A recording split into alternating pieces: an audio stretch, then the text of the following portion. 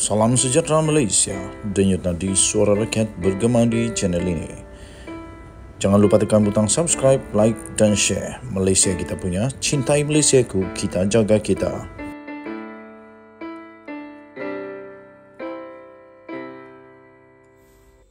Salam sejahtera Malaysia, denyut nadi suara rakyat bergema di channel ini. Tuan-tuan dan puan-puan yang dihormati sekalian, ada satu tweet yang saya ingin kongsikan kepada anda semua.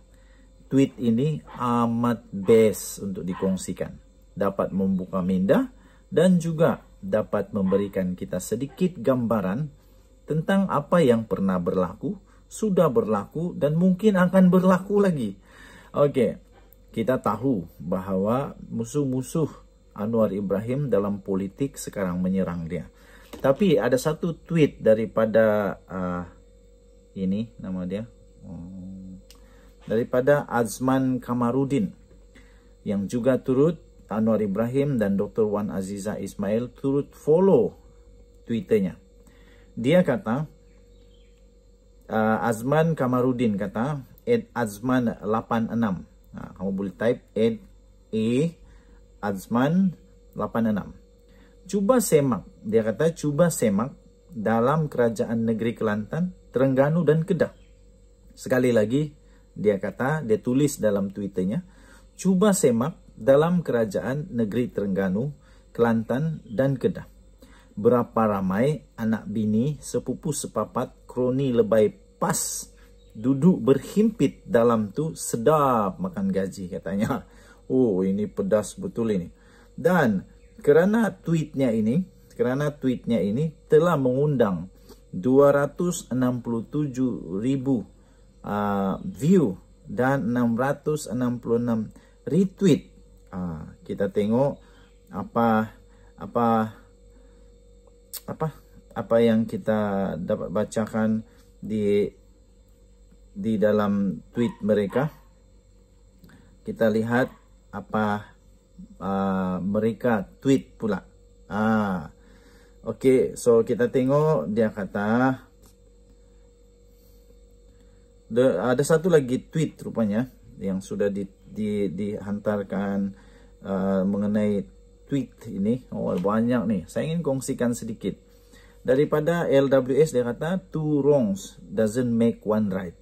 Betul.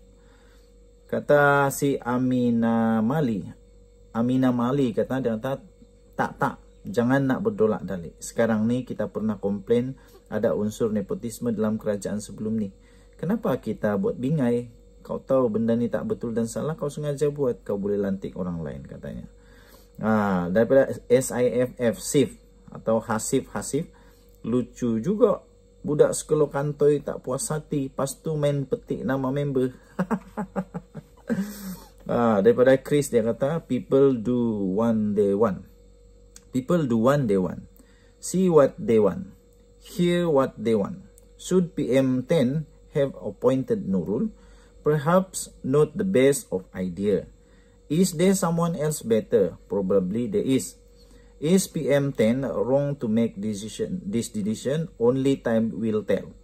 If we believe, we support and let the dog bark. Saya setuju. Kalau kita yakin, kita bagi dia masa. Biarkan masa yang memberikan jawapannya.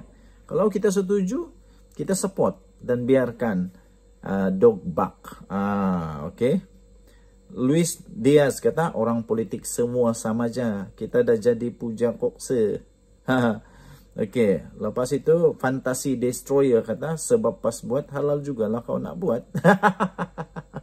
Tak, maksud dia, janganlah condemn orang, janganlah hentam orang, janganlah duk sindir-sindir orang kalau cermin sendiri pecah.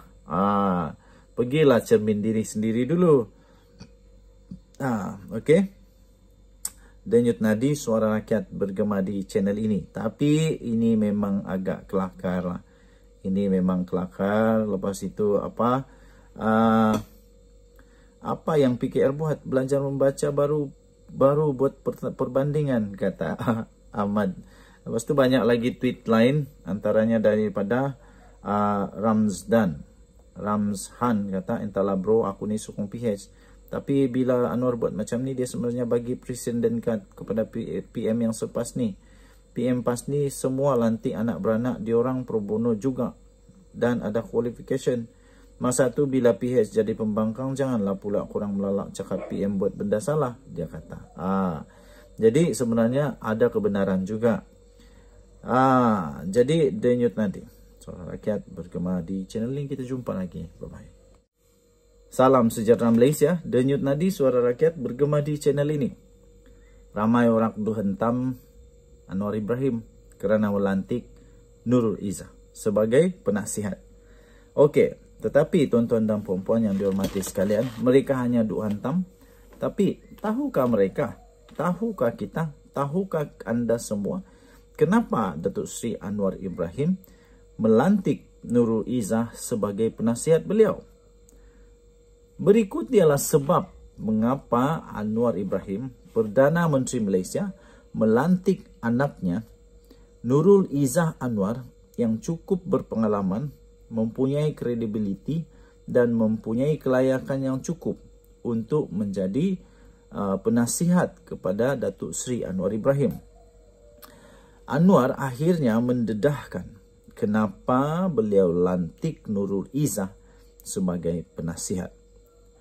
Pelantikan bekas ahli Parlimen Permatang Pau iaitu Nurul Izzah Anwar sebagai penasihat kanan ekonomi dan kewangan kepada Perdana Menteri Datuk Seri Anwar Ibrahim sebenarnya dibuat berdasarkan kelayakannya, kata Anwar Ibrahim. Perdana Menteri Malaysia yang amat berhormat Datuk Seri Anwar Ibrahim berkata, ini kerana anaknya itu mempunyai ijazah pertama dalam bidang kejuruteraan dan ijazah kedua dalam dasar awam dan sosial daripada universiti yang amat terkemuka dan dikenali melahirkan ramai sekali graduan yang sangat-sangat berkualiti dan bukan kaleng-kaleng, iaitu daripada Universiti Johns Hopkins di Amerika Syarikat. Sekaligus dilantik bagi membantunya di Jabatan Perdana Menteri JPM dan Menteri Kewangan MOF tanpa gaji. Bagaimanapun, beliau berkata Nurul Izzah tidak akan menerima sebarang allowance atau gaji atas pelantikannya itu. Katanya, saya pun tiada kelulusan berkaitan kewangan, tetapi saya pernah jadi Menteri Kewangan selama 8 tahun, katanya. Menteri-menteri di dalam Perikatan Nasional pun tidak ada kelulusan masing-masing. Tetapi bila giliran kita, mereka bangkitkan. Jadi, apakah benar seorang Menteri Kesihatan mesti seorang doktor? Ini kalilah. Betul juga. Khairi Jamaluddin bukan doktor, tetapi dia pernah jadi Menteri Kesihatan. Ini jawapan Anwar yang memang padu. Jadi apakah benar seorang Menteri Kesihatan mesti seorang doktor dan seorang Menteri Air mesti jurutera? Itu kan tuan. Aduh, betul juga.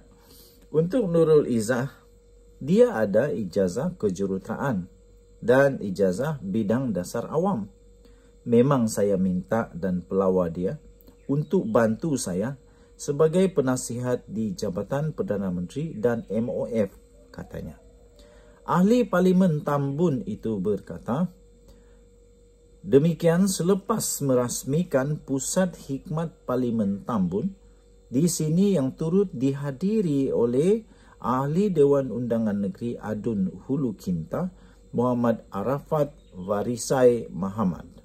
Terdahulu, Nurul Izzah telah mengesahkan pelantikannya sebagai penasihat kanan ekonomi dan kewangan kepada Perdana Menteri dan memulakan hikmatnya berkuat kuasa pada 3 Januari. Sementara itu, Anwar dalam ucapan perasmiannya berkata, Suruhanjaya Pencegahan Rasuah Malaysia SPRM diarah mengambil tindakan kepada pihak yang terbabit dalam amalan rasuah tanpa mengambil kira parti dan jawatan yang pihak berkenaan, termasuk pihak yang bertugas di Jabatan Perdana Menteri. Katanya, kaya bagaimanapun negara ini, tidak mungkin kita angkat darjat dan martabat negara ini serta bela-bela nasib rakyat. Sebab itu saya kata yang pertama sekali adalah betulkan takbir urus yang baik dan kedaulatan undang-undang. Mula daripada atas, daripada Perdana Menteri sampai Menteri, Menteri Besar, Kerajaan Negeri dan Wakil Rakyat. Hentikan amalan budaya rasuah ini, katanya. Denyut nadi suara rakyat bergema di channel ini. Bye-bye.